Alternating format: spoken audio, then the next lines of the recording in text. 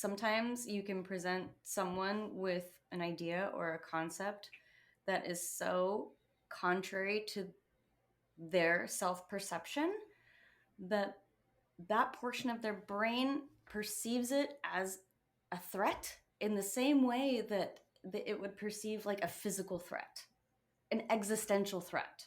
Just an idea. Just presenting someone with an idea, they're triggered and then they're totally shut down to any idea. And that's why Yeah. you're never going to change anybody's mind. No, and Never going to not change. yeah. And I don't want to speak for you because you may be very much hoping to change people's minds with your personal life agenda, but I am not. I'm okay with not changing people's minds. But I I am am. interested in learning for myself. Yes. So a lot of times, listen, people change their own minds. Yeah. And we should change our minds. Like we should grow and we should develop and we should learn things that challenge our existing knowledge structure. Like that's how you grow and learn stuff. So we should be able to like chew on stuff that doesn't taste good, but still be able to say, hey, I tasted this. And compared to something I like, this is how it is and how it isn't, you know? Yeah, But at least chew on it. for sure. So were you I know went on a tangent there. We were talking about the network. Were you looking something up and I cut you off Oh, or no, yes. So if you look up native-land.ca, okay. it will take you to an interactive map where it's most populated for North America, but it's fairly global at this point. But you can see um, as as accurate as possible some boundaries for tribal nations, indigenous nations. So, what you'll see when you go on that website and look at it is that there's no blank spots. Like you were saying, it's not like here's one little pocket of cavemen, rubbing sticks together, and they have no idea about these people that, do a little fishing over here, um, I do it think was, that what you're describing is what people think. yeah, right? But it was full. It was full. It was occupied. It was seats taken. Seats taken. I love that. So, um, the indigenous, I guess my understanding, and could be way off, is that indigenous people don't think of it as like I own this plot of land and I could sell it to you. Um, right? I mean, because I'm if so you're glad you brought that up. okay, because it's kind of a Yeah, different way of thinking about the land, I think. you're totally right. And I think the words that are most helpful um, are ownership versus stewardship. Okay.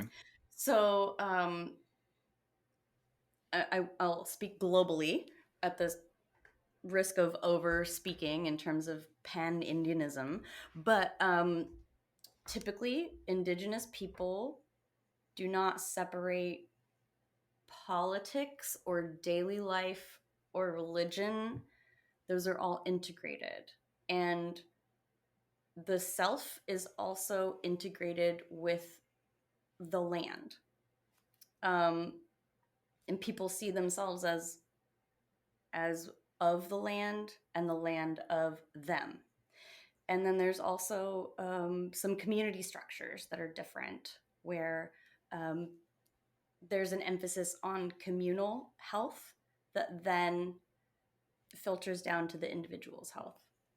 This is kind of flip flopped in mainstream American culture, where the emphasis is on the individual, and your individual health is what contributes to the health of the whole. And um, and that you are responsible to yourself and that you are responsible to own things, and that owning land is a way for you to um, express your individualism. And the concept of owning land versus caring for land that sustains you are two really, really different ideas.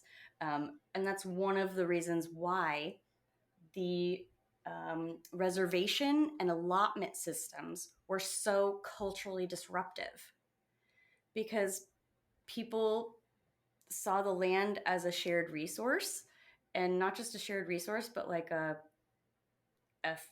family member, a loved one, uh, a deity. Um, so there really was a, in mainstream American culture, we think of like, okay, there's nature, and then there's religion, and then there's politics, and then there's my daily life. And all of these things are like very siloed Yep. instead of it being a whole integrated system that relies on the land. The system is reliant on the land and maintaining the health of the land. And so when the shift goes from stewardship to ownership, suddenly the shared benefits of caring for the land are set aside for individuals and the individual benefits that they can take from the land. So, this idea of splitting up chunks of land and that was your section of land was a foreign concept to Yeah. indigenous people. The idea of like owning land, or like we're now this state, or like even systems of government was so different. People a lot of times, American government officials thought they were speaking to the leader. They were speaking to a leader. Uh, so just some really different ways of looking at the world.